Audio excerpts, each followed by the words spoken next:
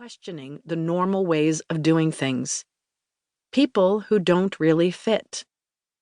They are Christianity's most needed theologians. That is what I found in these pages. A young, fresh, unexpected theological voice. A woman who, admittedly, doesn't fit anywhere.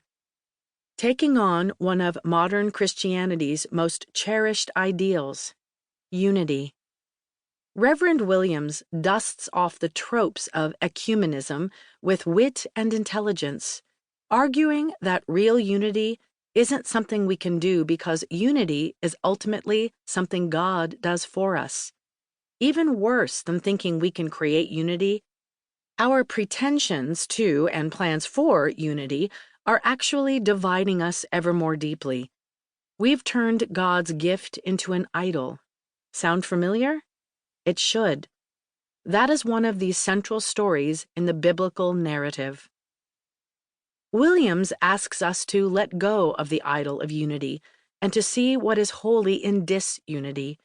She points out how difference, doubt, argument, tension, separation, vulnerability, trouble, protest, hunger, limitations, failure, and uncertainty form a way of realistic spirituality.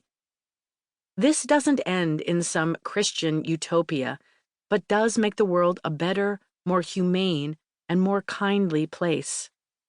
At this historical moment, Christian theology is awash in grand schemes, and that might be the problem with all our churches, both liberal and conservative. It seems that a humble and harder way toward a sustainable communal life here in this world is what we need most. Holy disunity is wisdom without hubris. We need it right now. Diana Butler Bass, Alexandria, Virginia. Acknowledgements. In some ways, this book seems to have burst into being with all the speed and ferocity of a summer storm in the South. In other ways, it has been the slow work of a lifetime. I am indebted to so many, both those who've storm-chased with me these last months and those who've walked beside me on the long, winding journey. I am deeply grateful for the people and communities who have encouraged me in faith. My grandmother, Robbie Lou Nana Stanfield Blau, who set an early example of faith that defines how one lives. The Reverend Shannon Dill, who has gamely wrestled questions of life and faith with me from my youth group days to this very moment. And for St. Luke's Presbyterian Church in Dunwoody, UGA Presbyterian Student Center, Central Presbyterian Church in Austin, Austin Presbyterian Theological Seminary, APTS, Parody's Secret Queer Church Camp, Broad Street Ministry in Philadelphia, Fourth Presbyterian in Chicago, Young Clergy Women International, and Sojourners.